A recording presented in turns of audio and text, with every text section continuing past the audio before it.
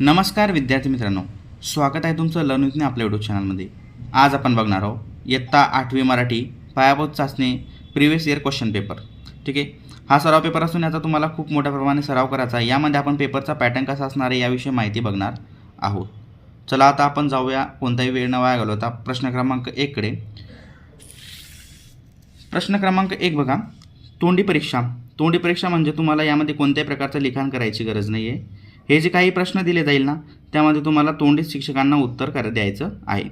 प्रश्न क्रमांक 1 मध्ये दिले बघा, उन्हाळ्याच्या सुट्टीत किंवा शाळा सुरू झाल्यानंतर तुझ्या आयुष्यात घडलेला एखादा आनंददायी अनुभव 5 ते 6 वाक्यांत सांगायचा आहे. की जेव्हा तुम्हाला उन्हाळ्याच्या सुट्ट्या लागल्या होत्या तेव्हा तुम्ही सुट्टीमध्ये गेला, त्यापासून तर सुट्टी शाळा चालू होईपर्यंत एखादा तुमच्या आयुष्यामध्ये आनंददायी प्रसंग घडला असेल तर त्याचं तुम्हाला तोंडी उत्तर द्यायचं आहे शिक्षकांना. बघा, त्यानंतर प्रश्न क्रमांक 2 मध्ये दिले आहे बघा, तुला माहीत असलेल्या कोणत्याही एका लोकगीताच्या 4 ओळी म्हण व खालीलपैकी कोणतेही 3 प्रश्न सोडव. एखादी लोकगीताची माहीत असलेली ओळ म्हणायची आहे, त्याच्या बेसिसवर तुम्हाला शिक्षक खालील प्रकारे प्रश्न विचारणार आहे. तुम्ही एखादी लोकगीताची ओळ म्हणली, त्यानंतर तुम्हाला विचारलं जाईल त्या लोकगीतेचा मुख्य विषय कोणता आहे, त्या लोकगीतातील तुला आवडलेली ओळ कोणती. एखादी तुम्ही 5 ओळीचं लोकगीत म्हणलं, त्यामध्ये तुम्हाला सगळ्यात जास्त ओळ कोणती आवडली त्याविषयी प्रश्न विचारला जाणार आहे. त्या लोकगीताला कोणती बोलीभाषा वापरली आहे, तुमच्या परिसरात कोणती बोलीभाषा बोलली जाते तिचे नाव सांगायचं आहे. अशा प्रकारचे हे 4-5 प्रश्न तुम्हाला विचारले जाणार आहे तोंडी परीक्षेमध्ये. ठीक आहे, प्रश्न क्रमांक 1, प्रश्न क्रमांक 2 आणि प्रश्न क्रमांक 3 हा तोंडी परीक्षेचा असतो. त्यानंतर प्रश्न क्रमांक 4 पासून लेखी परीक्षा चालू होते. याला तुम्हाला 3 2 5 गुण 7 गुण असे दिलेले असतात. तर प्रश्न क्रमांक 3 कडे आपण जाऊया. ठीक आहे, बघू शकता प्रश्न क्रमांक 3 हा सुद्धा तोंडी परीक्षेचा प्रश्न आहे. खालील उतारा वाच व त्याखालील दिलेल्या प्रश्नांची उत्तरे लिही. खालील उतारा तुम्हाला वाचायचा आहे. बघा, हा उतारा वाचून काही प्रश्न दिले जाईल, त्याचे उत्तर तुम्हाला लिहायचे आहे. पावसाळा ऋतू निसर्गाचे वरदान आहे. या ऋतूमुळे पृथ्वीवर सर्व सजीवांना जीवन मिळे. ते पावसाने धरती हिरवीगार होते. शेतकऱ्यांची पिके चांगली येतात. नदी नाले तलाव धरणे पाण्याने भरतात. पावसामुळे हवा स्वच्छ होते. वातावरण आल्हाददायक बनते. पावसात मातीचा सुगंध दरवळतो. बेंडूक उंबराळ मोर हे आनंदाने नाचतात. पावसाळ्यात आपल्या छत्री रेनकोट गमबूट यांचा आधार घ्यावा लागतो. पावसाचे पाणी साठवणे ही काळाची गरज आहे. पाण्याचा अपव्यय टाळला की पावसाळ्याची जपणूक व पले भविष्यात राहतात. ठीक आहे, अशा प्रकारचा हा उतारा दिला होता आणि त्याच्या आधारावर तुम्हाला काही प्रश्न विचारलेले. जसं प्रश्न विचारलेला आहे बघा, तुम्हाला दिलेल्या उत्तरात मुख्य सार्थ काय आहे, मुख्य सार्थ काय आहे ते लिहायचं आहे. तुम्हाला लिहायचं म्हणजे तुम्हाला तोंडी हे उत्तर सांगायचं आहे.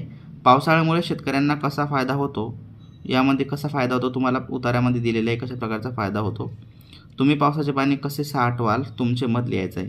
की तुम्ही वरून पडणाऱ्या पावसाचे पाणी कसे साठवणार आहे. जसे की तुम्ही अशा प्रकारचे कन्सेप्ट शिक्षकांना सांगू शकता. जेव्हा तुम्ही चांगलं उत्तर देणार तेव्हा तुम्हाला 2 पैकी 2 गुण देणार आहे तोंडी परीक्षेसाठी. ठीक आहे, तोंडी परीक्षेसाठी हेच प्रश्न विचारला जाणार आहे. बघा, तुम्ही पावसाचे पाणी कसं साठवता तर तुम्हाला उत्तर द्यायचं आहे, सर मी वरून येणाऱ्या पावसाचे पाणी छोटे छोटे गड्डे करून त्यामध्ये साचवण्याचा प्रयत्न करीन, जेणेकरून थोडं पाणी जमिनीमध्ये मुरून लॉंग टर्मसाठी हे पाणी कायम राहणार आहे. ठीक आहे, अशा प्रकारे उत्तर लिहायचं आहे. आता आपला जो मेन आहे पेपरकडे आपण जाऊया विद्यार्थी मित्रांनो, जो की आपली लेखी चाचणी आहे. प्रश्न क्रमांक 4 पासून लेखी चाचणी चालू होते. बघा, खालील उतारा वाच व त्याखालील दिलेल्या प्रश्नांची उत्तरे लिही. खालील उतारा वाचून त्याखालील दिलेल्या प्रश्नांची उत्तर लिहायचे. आमच्या गावात आठवडी बाजार भरायचा. मधू आयते कपडे विकायला यायचा. मधू सगळा डोंगर भाग फक्त पायवाटा. तो आपला माल घोड्यावर लादून आणायचा. मडकीच्या झाडी दाट सावली पडायची. तो झाडावरच्या मुळीला धोंडा बांधून ठेवायचा. आम्हाला घोड्याची लीद दिसली. लीद म्हणजे शेण, त्यात बरेच धागे दगदगे दिसत होते. ते धागे माती धरून ठेवून असा विचार करून आम्ही तो प्रयोग केला. आता आमच्या मूर्तींना बिलकुल तडे जात नव्हते. केवढा आनंद झाला हे मला शब्दांत सांगता येणार नाही. मी माध्यमिक शाळेत असताना आर्किमिडीज या शास्त्रज्ञाचा धडा वाचला होता. त्याला हवं होतं की तत्त्व शोधण्यासाठी तो सत्य वाटणाऱ्या गोष्टीतही ते शोधायला राहायचा. ते सापडल्यावर तो व्हॅनेघरातून युरेका मीन्स सापडणे, याचा बघा तुम्हाला विरुद्धार्थी शब्द पण विचारले जाऊ शकतो. समानार्थी युरेका मीन्स सापडले. आय फाउंड इट, त्याला इंग्लिशमध्ये आय फाउंड इट म्हणतात. युरेका मला सापडले. करत धावत सुटला तेव्हा माझ्या लक्षात आलं की आपल्यालाही तेवढा आनंद झाला होता जेव्हा मूर्तींना तडे जाण्याचे थांबले होते. आपल्यापुरता का होईना, पण तो एक शोध होता. मुलांनो, मी तुम्हाला एवढंच सांगेल की तुमच्या प्रत्येकाच्या आर्किमिडीज दडलेला आहे आणि त्याला कायम जगता ठेवा. तुमचे आभाळ कायम आनंदाने भरलेले राहील. अशा प्रकारचा हा उतारा दिलेला आहे. 7 मार्कासाठी प्रश्न दिला आहे. त्यावर तुम्हाला काही प्रश्न विचारले जातील. तसे बघा, वरील प्रश्न विचारला आहे, वरील उतार्यात कोणत्या कलेचा उल्लेख आला आहे ते लिहा. वरील, आता उत्तर बघा असं लिहायचं आहे, वरील उतार्यात शिल्पकलेचा उल्लेख आला आहे. आता आपण जाऊया दुसऱ्या प्रश्नाकडे. कोणत्या प्रकारचे अजून प्रश्न आपल्याला दिलेले आहेत बघा. त्यानंतर तुम्हाला 2 मार्कासाठी विचारलेलं आहे, उत्तर लिहायचं आहे. युरेका या ग्रीक शब्दाचा अर्थ काय विचारलेलं तुला. युरेका या ग्रीक शब्दाचा अर्थ आहे मला सापडले. अशा प्रकारचा अर्थ याचा होतो. मणिघर या शब्दासाठी वापरला जाणारा इंग्रजी शब्द, मणिघर या शब्दासाठी वापरला जाणारा शब्द कोणता आहे. म्युझियम. त्याला काय म्हणतो, म्युझियम आपण म्हणतो. पहिले मणिघर त्याला असं म्हणत होते. आता तुम्हाला काय 2 मार्कासाठी कारणे लिहा असं सुद्धा प्रश्न विचारलेला आहे. मी सांगितलं तुम्हाला पॅराग्राफ वाचायचं आहे, त्यावर पूर्ण प्रश्नाचे तुम्हाला उत्तर भेटणार आहे. जसे मी इथं पण दिले आहे बघा, पॅराग्राफ तुम्हाला वाचायचा लागतो. कोणता पण पेपर असतो त्यात तुम्हाला एक पॅराग्राफ विचारलेले आहे, त्याच्या बेसवर तुम्हाला आन्सर करायचे. जसं यामध्ये दिले बघा, लेखकाला आनंद झाला. कारण का होतं, लेखकाला काय आनंद झाला. त्यांनी केलेल्या प्रयोगामुळे मूर्तींना तडे जाणे थांबले, त्यामुळे लेखकाला आनंद झाला. आर्किमिडीज हे साध्य वाटणाऱ्या गोष्टीतही शोध घेत राहायचे, कारण त्यांना नवीन तत्वांचा शोध लावण्याची जिज्ञासा होती, म्हणजे आवड होती, जिज्ञासा होती, असं तुम्ही म्हणू शकता. बघा, अशा प्रकारे आन्सर करायचा आहे. त्यानंतर प्रश्न क्रमांक ई, तो की तुम्हाला 2 मार्कासाठी विचारलेला आहे. या प्रसंगामुळे तुला खूप आनंद झाला असा तुझ्या आठवणीत असलेला कोणताही एक प्रसंग 4 ते 5 वाक्यांत लिहा. ज्या प्रसंगामुळे तुला आनंद झाला. बघा, आता तुम्हाला तुमच्या शब्दात लिहायचं आहे. जसं की 2 मार्कासाठी मी उत्तर सांगतोय. माझा वाढदिवस माझ्यासाठी खूप आनंदाचा प्रसंग होता. त्या दिवशी माझ्या मित्रांनी मला सुंदर भेटवस्तू दिल्या. आम्ही सर्वांनी मिळून केक कापला आणि आनंदाने खेळलो. आईबाबांनी मला शुभेच्छा दिल्या. तो दिवस मी कधीही विसरू शकणार नाही. अशाच प्रकारचा तुम्हाला तुमच्या आयुष्यात असलेला एक सुंदर क्षण सांगायचा आहे. इथं एक क्षण सांगला आहे जो की माझ्या वाढदिवसानिमित्त होता. अशाच प्रकारचा तुम्ही तुमच्या शब्दात लिहू शकता, जेव्हा तुम्हाला 2 पैकी 2 गुण मिळणार आहे. प्रश्न क्रमांक 5 आणि खूप महत्त्वाचा प्रश्न जो की 3 मार्कासाठी दिला आहे. खालील चित्रांचे निरीक्षण कर व पहा ते 6 वाक्यांत त्यांचे वर्णन लिहा. खालील चित्र दिलं आहे, त्याचं निरीक्षण करून तुम्हाला त्याचं 5 ते 6 वाक्यांत वर्णन करायचं आहे. 3 मार्कासाठी प्रश्न आहे. 5 ते 6 वाक्य लिहायचे आहे. बघा, जसं तुम्ही इथं चित्राचं निरीक्षण करा. तुम्हाला काय वाटतं बघा, चित्रात रस्त्यावर विविध वाहने दिसत आहेत. बघा, विविध वाहने तुम्हाला इथं दिसत आहे. 2 मुले सायकलवरून जात आहेत. 2 मुले मोटरसायकलवरून जात आहेत. रस्त्यावर कार, बस आणि रिक्षा दिसत आहेत. हे बघा, कार, बस, रिक्षा इथं दिसत आहेत. तसेच सिग्नल पण लागलेला आहे इथं. त्यानंतर बघा, चौकात वाहतूक सिग्नल लावलेले आहे. सर्व वाहने वाहतुकीचे नियम पालन करत आहेत. कारण सगळे स्टॉप झालेले आहेत. तिथं रेड लाईट लागला आहे, तेव्हा आपणही नेहमी वाहतुकीचे नियम पाळून सुरक्षित प्रवास केला पाहिजे. अशा प्रकारचे 5-6 तुम्हाला योग्य वापर, कोणत्या प्रकारचं चित्र दिलेलं आहे त्याचा तुम्हाला लिहायचं आहे. त्यानंतर बघा, इथं प्रश्न क्रमांक 6 दिलेला आहे. खूप महत्त्वाचा प्रश्न तुमच्यासाठी होणार आहे. खालील दिलेल्या सूचनांवर प्रश्नांची उत्तरे लिहा. वरील चित्रात दिसणाऱ्या प्रसारमाध्यमापैकी तू जास्तीत जास्त कोणत्या प्रसारमाध्यमांचा वापर करतो. हे आतापर्यंत सगळ्यांनाच माहिती आहे आपण कोणत्या प्रसारमाध्यमाचा वापर करत असतो जास्तीत जास्त. कोणत्या प्रसारमाध्यमाचा, प्रसारमाध्यम म्हणजे एक बातमी दुसऱ्या ठिकाणी पोहोचवण्याचं ते कार्य करत असते. जसं वृत्तपत्र झालं, कम्प्युटर झालं, मोबाईल झाला, रेडिओ झाला. आपण सर्वात जास्त भ्रमणध्वनी म्हणजे मोबाईलचा वापर करत असतो. वरील चित्रात कोणता वापर केला जातो. मी जास्तीत जास्त मोबाईलचा वापर करतो. अशा प्रकारे तुम्हाला उत्तर लिहायचं आहे. ठीक आहे. त्यानंतर प्रश्न क्रमांक आ मध्ये बघा काय दिलं आहे. खालील मुद्द्यांच्या आधारे तुलना करायची आहे. प्रसारमाध्यमांचे फायदे आणि प्रसारमाध्यमांचे तोटे तुम्हाला 2 बॉक्स दिले आहे, त्याच्यामध्ये तुलना करायची आहे. फायदे काय आहे. देशाविदेशातील ताज्या बातम्या माहिती मिळते. खोटे किंवा दिशाभूल माहिती पसरण्याचा धोका. ठीक आहे. त्यानंतर बघा, एक फायदा आहे, शिक्षण, मनोरंजन आणि ज्ञान वाढवण्यासाठी मदत होते. मोबाईलचा वापर, तुम्ही मोबाईल असला म्हणजे इंटरनेटचा वापर करू शकता. त्यामध्ये शिक्षण, मनोरंजन पण होते, शिक्षण पण घेतले जातं, तसेच तुमचं ज्ञान त्या माध्यमातून वाढवण्यास मदत होते. पण त्याचा एक तोटा पुढे एका मुले काय करतात, त्याचा अतिवापर करता अवयव आरोग्यावर वाईट परिणाम त्याचा होतो. कोणी कोणी काय करतं माहिती आहे का, काही मुलं जे योग्य असतात शिक्षणासाठी इंटरनेटचा वापर करतात की कोणती माहिती मिळवण्यासाठी, त्यातून त्यांचं ज्ञानामध्ये भर पडते. पण काही मुलं त्याचा गेम खेळण्यासाठी पण वापर करतात की त्या अतिवापर होतो, त्यामुळे त्यांच्या आरोग्यावर सुद्धा याचा परिणाम होण्याची शक्यता असते. ठीक आहे. तर बघा यामध्ये तुम्हाला अजून एक प्रश्न विचारलेला आहे. मोबाईलच्या अतिवापरामुळे सध्याच्या तरुण पिढीला मोठ्या प्रमाणात तोटा होत आहेत. या विधानाशी तू सहमत आहे का? हो असेल तर हो, नाही कारण लिहा. हे बघा, आता सध्याची पिढी हे यंग पिढी आहे, यामध्ये सगळ्यांना मोबाईल सगळ्यांकडे अनिवार्य आहे. पण कोणी याचा वापर योग्य करतं तर कोणी अयोग्य करतं. अतिवापरात सध्याच्या पिढीला मोठ्या प्रमाणात अतिवापर करता येते, त्याचा धोका आहे. तू सहमत आहे का? अशा प्रकारे तुम्हाला आन्सर इथं करायचं आहे. ठीक आहे. तर लिहायचं आहे हो, मी सहमत आहे. मोबाईलच्या अतिवापरामुळे अभ्यासाकडे दुर्लक्ष होते. बघा, मोबाईलचा अतिवापर जर वाढला तर मुलांच्या अभ्यासाकडे त्यांचं खूप मोठ्या प्रमाणामध्ये दुर्लक्ष होण्याचे खूप चान्सेस असतात. डोळ्यावर पण परिणाम होतो आणि आरोग्यावर सुद्धा पण हे बघा, मोबाईलचा गेम खेळता मोबाईलचा अतिवापर होतो, तुमच्या आरोग्यावर परिणाम तर होईच, डोळ्यावर सुद्धा त्याचे परिणाम होणार आहे आणि याचा खूप वाईट परिणाम तुमच्या शरीरावर होणार आहे. अशा प्रकारे तुम्हाला आन्सर लिहायचं आहे. हो, मी या मताशी सहमत आहे. मोबाईलच्या अतिवापरामुळे सध्याच्या तरुण पिढीला मोठा धोका निर्माण होत आहे, कारण ते सध्या जास्त गेम खेळण्याच्या नादी आणि अतिवापर करत आहे. त्यामुळे त्या अतिवापरामुळे त्यांच्या डोळ्यामध्ये त्यांचं रिफ्लेक्शन होऊन त्यांच्या आरोग्यावर, त्यांच्या मेंटॅलिटीवर, ब्रेनवर त्यांचा परिणाम होताना आपल्याला मोठ्या प्रमाणात दिसून येतो. ठीक आहे. अशा प्रकारे तुम्हाला उत्तर लिहायचं आहे. जाऊया नेक्स्ट प्रश्नाकडे. प्रश्न क्रमांक 6. खालील कविता 5 वाच व त्याखालील दिलेल्या प्रश्नांची उत्तरे लिहा.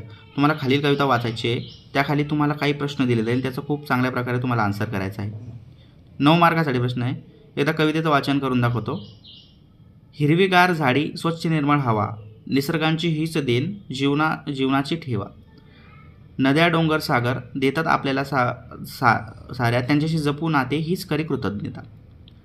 पक्षी गातात गाणी, फुले हस्ती खुलून, सूर्य देतो प्रकाश, चंद्राची शीतल किरण, झाडे लावा, पाणी वाचवा, धरती सेवा करा, सुंदर उद्याचा संकल्प आजच करा. अशा प्रकारची सुंदर प्रकारची कविता, एक मिनिंगफुल अर्थ, प्रत्येक कवितेमध्ये खूप सुंदर प्रकारचा अर्थ दडलेला असतो. ही कविता वाचल्यानंतर तुम्हाला याच्या खाली काही प्रश्न विचारला जाणार आहे, त्याचं उत्तर तुम्हाला योग्य द्यायचं आहे. 9 मार्कासाठी तुम्हाला प्रश्न विचारले जाणार आहे. ठीक आहे. चला आपण प्रश्नाकडे जाऊया. कोणत्या प्रकारचे प्रश्न तुम्हाला या कवितेच्या बेसिसवर विचारल्या जाणार आहे. बघा, प्रश्न क्रमांक अ तुम्हाला 1 मार्कासाठी विचारला आहे. कवितेत वर्णन केलेल्या झाडे लावण्याची व पाणी वाचवण्याची कोणत्या कारणासाठी गरज आहे? योग्य पर्यायाला तुम्हाला गोल करायचं आहे. निसर्गाचे संरक्षण व भविष्यासाठी टिक करल्यानंतर तुम्हाला 1 पैकी 1 मार्क मिळून जाणार आहे. आता बघा प्रश्न क्रमांक आ. कवितेतील खालील ओळीचा अर्थ लिहायचा आहे. तुम्हाला एक ओळ दिली जाईल, त्याचा अर्थ तुम्हाला इथं लिहायचा आहे. त्यांच्याशी जपू नाते हीच खरी कृतज्ञता, याचा अर्थ काय तुम्हाला लिहायचा आहे. बघा, निसर्गाने आपल्याला अनेक गोष्टी दिल्या आहेत, त्यामुळे झाडे डोंगर यांचे संरक्षण करून त्यांना जपणे.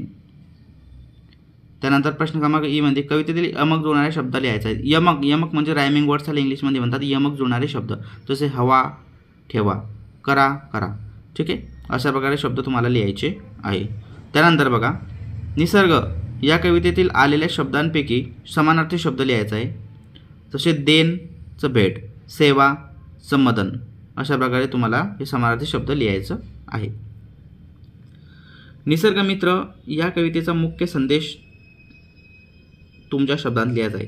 तुमच्या शब्दांत लिहा, काय संदेश मिळाला असेल तुम्हाला यामधून. बघा, आपण झाडे लावलीत, पाणी वाचवावे, निसर्गाचे संरक्षण करावे, निसर्गाशी मैत्री करून पर्यावरण स्वच्छ ठेवावे. त्यामुळे काय होईल, आपले आणि भविष्यातील पिढ्यांचे जीवन आनंद जाईल. अशा प्रकारचा अर्थ आपल्याला या कवितेतून प्राप्त झालेला आहे. तर चला जाऊया नेक्स्ट क्वेश्चनकडे. बघा, प्रश्न क्रमांक 8 खूप महत्त्वाचा प्रश्न आहे. खालील कवितेच्या ओळी तुझ्या शब्दांत पूर्ण करून लिही. खालील कवितेच्या ओळी तुझ्या शब्दांत पूर्ण करून लिहायचा आहे. 4 मार्काचा प्रश्न आहे. 4 ओळी तुम्हाला इथं दिलेल्या आहे. वारा वाहे, गार गार मन आनंदाने भरून जाईल. पाऊस आला, धरती हिरवीगार झाली. झाडे झुलती गार वाऱ्याच्या तालावर, तळ्यात उमटे सुंदर लाटांचे तरंग. अशा प्रकारे तुमची तुम्हाला एक कविता पूर्ण करायची आहे. मनाने कडवे तुम्हाला रायमिंग वर्ड जोडले पाहिजे, जरी जाई झाली असं अशा प्रकारे. ठीक आहे. प्रश्न क्रमांक 9 बघा. खालील दिलेल्या विषयाच्या आधारे संवाद तयार करून लिही. खालील एक विषय दिला जाईल तुम्हाला, त्याच्या आधारे संवाद तयार करायचा आहे आणि मग तो लिहायचा आहे. तू शाळेत गैरहजर असल्यामुळे तुझ्या पालकांना शाळेत बोलवले आहे. वर्ग शिक्षक तुझ्या पालकांमध्ये झालेला संवाद.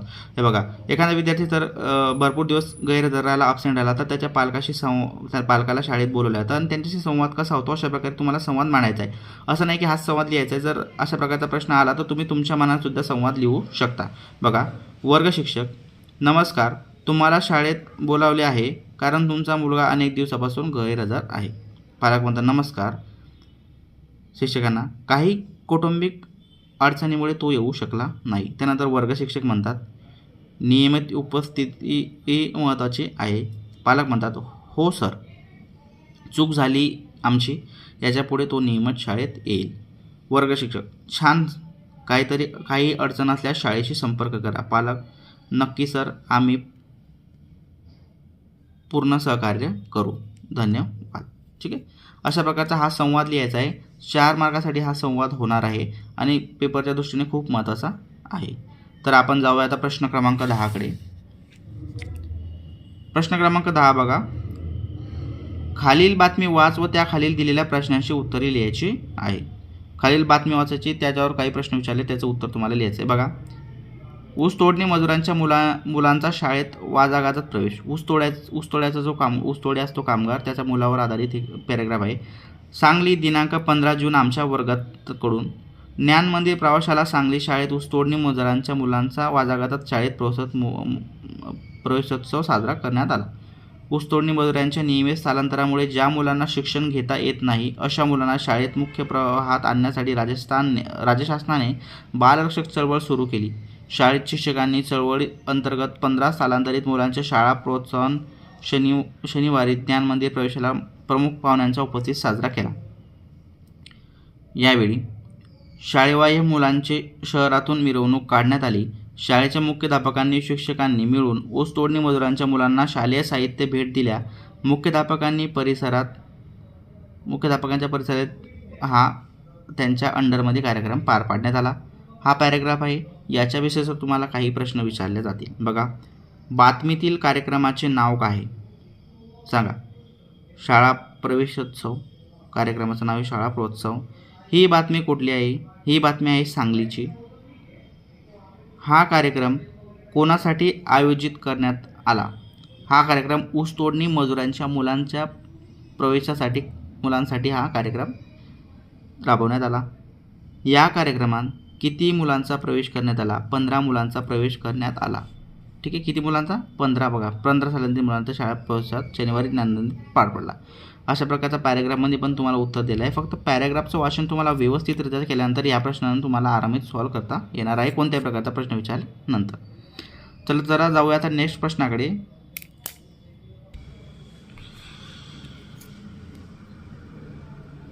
हे थोडा पॅरेग्राफ वाचला होता, तो पॅरेग्राफ कंप्लीट केला.